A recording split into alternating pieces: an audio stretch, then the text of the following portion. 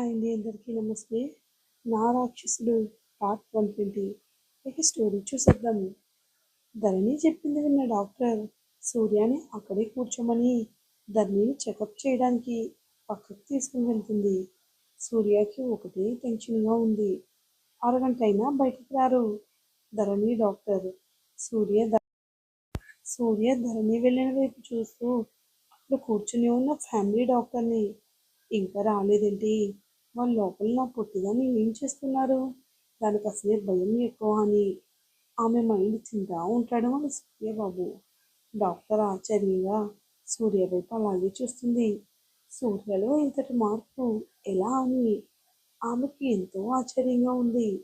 ఇంతకుముందు సూర్య ఇతనేనా అని ఆమె కనిపిస్తుంది. ఎందుకంటే అతను ఇంటిమీడియట్ అయిన అతని గర్ల్ ఫ్రెండ్ని ఆమె ట్రీట్మెంట్ చేసేది. ఒక్కోసారి ట్రీట్మెంట్ చేసేటప్పుడు వాళ్ళని చూసి ఆమెకు సూర్య మీద విపరీతమైన కోపం వచ్చేది. ఇతనికి పెళ్ళైతే భార్య అసలు ఇతని దగ్గర భార్య ఉంటుందా లేదా అనుమానం కూడా వచ్చేది ఒకేసారి ఆమెకి. అలా ఉన్న సూర్య ఇప్పుడు ఇలా ఉన్న సూర్యని చూస్తుంటే ఆకాశానికి భూమికి మధ్య తేడా ఎంతుందో అంతుంది ప్రేమ. ప్రేమ ఎంతటి వారినైనా మార్చేస్తుంది అంటే ఇదేనేమో అనుకుంటున్నామే. సూర్య వైపు అలాగే చూస్తూ అరగంట తర్వాత బయటకు వస్తున్న ధరణి దగ్గరికి ఒక్కో అడుగులో ఆమెను చేరి ఆమె మొహం చూస్తూ జాగ్రత్తగా దగ్గరికి తీసుకుని, పొట్టి, ఏంటి అలా ఉన్నావు, నీ కళ్ళేంటి ఏడ్చినట్టున్నాయి, ఎందుకురా అలా ఉన్నావని డాక్టర్ వైపు చూసి, తనకి ఏమైంది డాక్టర్, బాగానే ఉంది కదా అంటాడు టెన్షన్ పడుతూ సూర్య. ధరణి మాత్రం సూర్య వైపు అలాగే చూస్తూ ఉంటుంది. తన ఎమోషన్స్ని బయటపడకుండా కష్టంగా కంట్రోల్ చేసుకుంటూ. ఈ ప్రాసెస్లో ధరణికి ఎంత ఆపుకుందాం అనుకుంటున్నా ఆమె కళ్ళల్లో నుంచి కన్నీళ్లు కారిపోతున్నాయి. కష్టంగా వాటిని ఆపుకుంటూ సూర్య కనిపించకుండా కన్నీళ్లు తుడుచుకుని సూర్య గుండెకు తల ఆనించుకుని ఆమె ఫీలింగ్స్ని కంట్రోల్ చేసుకుంటుంది. సూర్య మాత్రం తెగ టెన్షన్ పడిపోతూ, చెప్పండి డాక్టర్, తను ఎందుకు అలా ఉంది, ఎనీ ప్రాబ్లం అని అడుగుతాడు సూర్య. డాక్టర్ చిన్న స్మైల్ ఇచ్చి, ఫస్ట్ మీరు టెన్షన్ పడకుండా కూల్గా కూర్చోండి సార్ అంటుంది. ధరణిని అలాగే పట్టుకుని జాగ్రత్తగా చైర్లో కూర్చోబెట్టి తను కూడా కూర్చుని, చెప్పండి డాక్టర్, ప్రాబ్లం ఏంటి అని అనగా, కీర్తన, మీ వైఫ్కి పెద్ద ప్రాబ్లం లేదు సార్, తను బాగుంది, కాకపోతే తను చాలా వీక్గా ఉంది, బ్లడ్ పర్సంటేజ్ కూడా తక్కువగా ఉంది, అందుకే ఆమెకు కళ్ళు తిరిగినట్టు వామిటింగ్స్ అవుతున్నాయి, అంతే, అంతకుమించి పెద్ద ప్రాబ్లం ఏమీ లేదు అని అంటుంది డాక్టర్ కీర్తన. పక్కనే ఉన్న డాక్టర్ అయోమయంగా కీర్తన వైపు చూస్తూ ఉండేసరికి కీర్తన చిన్న స్మైల్ కళ్ళతోనే తర్వాత చెప్తానని సైగ చేస్తుంది. సూర్య ధరణి వైపు సీరియస్గా చూస్తూ, చూడు, బ్లడ్ పర్సంటేజ్ తక్కువగా ఉందట, ఇంకా వీక్గా కూడా ఉన్నావటే, ఎంత చెప్పినా కూడా తినమంటే సరిగా తినవు అని మళ్ళీ ధరణి మీద అరవడం స్టార్ట్ చేస్తాడు సూర్య. ధరణి మాత్రం చిరునవ్వుతో సూర్య వైపు ఎంతో ప్రేమగా ఆరాధనగా అలాగే చూస్తూ ఉంటుంది. సార్, ఇప్పటి నుంచి ఆమె ఎక్కువగా స్ట్రెస్ అవ్వకుండా పీస్ఫుల్గా రెస్ట్లోనే ఉండేటట్టు చూసుకోండి. ఆమె ఎంత హ్యాపీగా ఉంటే అంత ఆమె హెల్త్కి మంచిది అని ఒక డేట్ చార్ట్ సూర్యకి ఇచ్చి, ఇందులో ఉన్నవి మిస్ కాకుండా టైం టు టైం మీ వైఫ్కి ఫీడ్ చేయండి, 10 డేస్ తర్వాత మళ్ళీ రండి, అప్పుడు ఇంకొన్ని టెస్టులు చేస్తానంటుంది ధరణికి సూర్య. సూర్యతో చెప్తుంది డాక్టర్. సరే అని డాక్టర్కి థ్యాంక్ యూ చెప్పి సూర్య ధరణి బయటకు వస్తారు. ధరణి ఒక టెన్షన్లో రాథోడ్ గురించి మర్చిపోతే సూర్య ధరణి టెన్షన్లో అతన్ని హాస్పిటల్లో జాయిన్ చేసిన విషయమే మర్చిపోతాడు. కానీ రాథోడ్ చిన్న చిన్న దెబ్బలు తగిలాయి కాబట్టి ట్రీట్మెంట్ చేసిన 20 మినిట్స్కి అతనికి స్పృహ వస్తుంది. తనని ఎవరు జాయిన్ చేశారు అని అక్కడున్న నర్స్తో అడుగుతాడు. ఆమె చైర్మన్ సార్, సూర్యదేవ్ వర్మ అంటుంది. అంతే. సూర్య పేరు వినగానే రాథోడ్కి గుండె కడుపులో వచ్చినట్టు అయింది. అంటే నేను డాష్ ఇచ్చిన కారు సూర్యదా అని మనసులో అనుకుని అక్కడి నుంచి చిన్నగా బయటకు వస్తాడు. అప్పుడే సూర్యధరణి డాక్టర్ నుంచి బయటికి రావడం చూసిన వీళ్ళు ఏంటి ఇంకా ఇక్కడే ఉన్నారు అని వాళ్ళు ఇచ్చిన క్యాబిన్ వైపు చూస్తాడు. గైనకాలజిస్ట్ కీర్తన అని బోర్డు ఉండడం చూసి అతని కనుబొమ్మలు ముడిపడ్డాయి. గైనకాలజిస్ట్ దగ్గరికి ఎందుకు వెళ్ళారు అని అక్కడి నుంచుని ఆలోచిస్తూ ఉంటాడు రాథోడ్.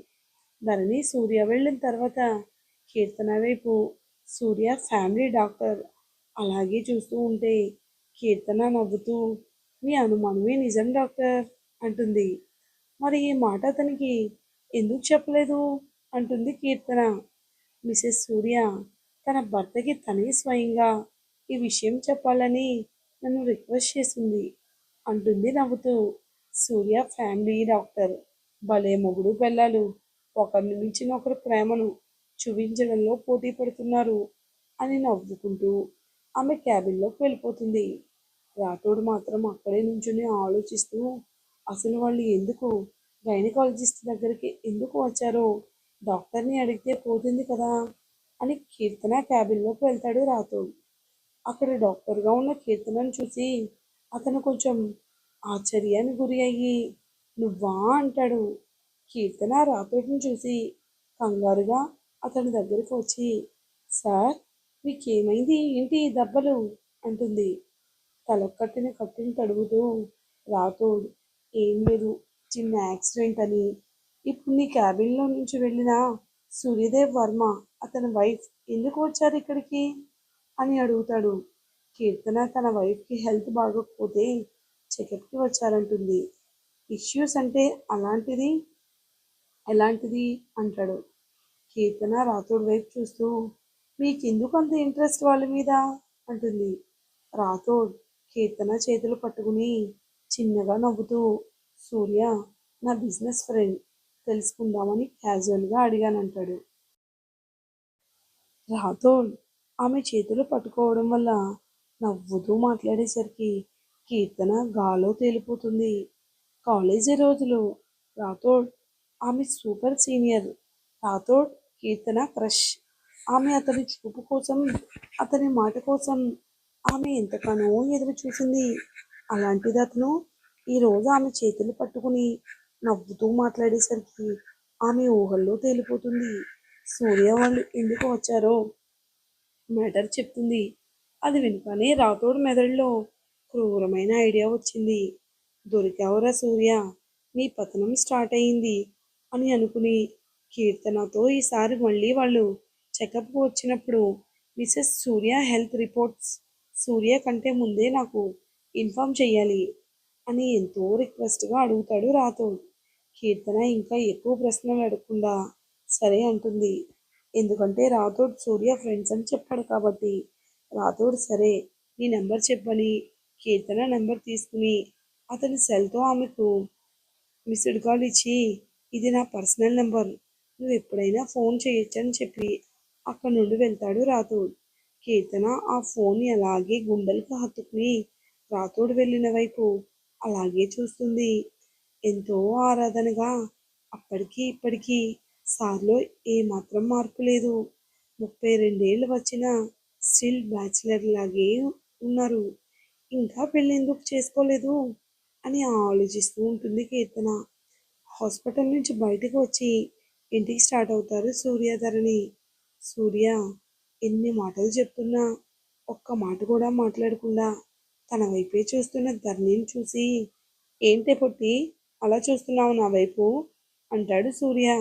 ధరణి కన్నయ్య లోన్లీ ఫేస్ కార్ ఆపు అంటుంది. ఎందుకే అంటూనే కొంచెం దూరం వెళ్ళి ఎవరూ లేని ప్లేస్లో కార్ ఆపుతాడు సూర్య. ధరణి ఆమె సీట్ బెల్ట్ తీసి సూర్య ఒడిలో కూర్చుని తన కళ్ళల్లో ప్రేమ ఆరాధన సంతోషం ఇది అని మాటల్లో చెప్పలేని ఫీలింగ్స్ ఆమె కళ్ళల్లో నింపుకుని అతని కళ్ళల్లో చూస్తూ అతని పెదాలు అందుకుంటుంది. ధరణి ఒక్కసారిగా అలా చేయగానే సూర్య కొంచెం షాక్ అయినా ఆమె ఇస్తున్న ముద్దులో అంతులేని ప్రేమ సంథింగ్ ఏదో తెలుస్తున్నా అది ఎందుకు సూర్యకి అర్థం కావడం లేదు. ఆమె ఎంతో ప్రేమగా ఇస్తున్న ముద్దుకి అతను కూడా జతకలిపాడు. సమయం గడిచే కొద్దీ ఇద్దరికీ దూరం జరగాలి అని అనిపించడం లేదు. అదరాల అమృతం పంచుకునే కొద్దీ ఇంకా ఇంకా కావాలి అనిపిస్తుంది కానీ తనివి తీరడం లేదు.